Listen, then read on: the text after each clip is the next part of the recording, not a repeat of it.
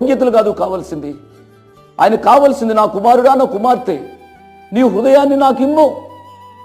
హృదయం అన్నిటికంటే మోసకరమైనది, అది ఘోరమైన వ్యాధి కలిగి, మోసకరమైన ఘోరమైన వ్యాధి కలిగిన ఈ హృదయం ఎవరికి కావాలండి?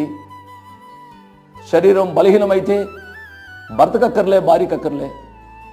శరీరం బలహీనంగా ఉంటే ఉద్యోగంలో అధికారులు కూడా అక్కర్లే, ఎవరికి అక్కర్లేదు ఈ చెడిపోయిన మోసకరమైన హృదయం.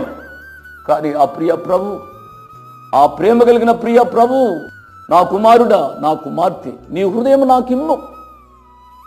నీ హృదయాన్ని నా సింహాసనముగా నేను చేసుకుంటాను, నీ హృదయంలో నేను అధిష్ఠించడం ద్వారా నిన్ను దీవిస్తాను అని ఆ ప్రియ ప్రభు అనేక రీతులుగా మాట్లాడుతూ ఉంటే, హృదయాన్ని ఇవ్వకుండా ఇష్టానుసారంగా జీవిస్తున్న ప్రియులరా, వాక్యాన్ని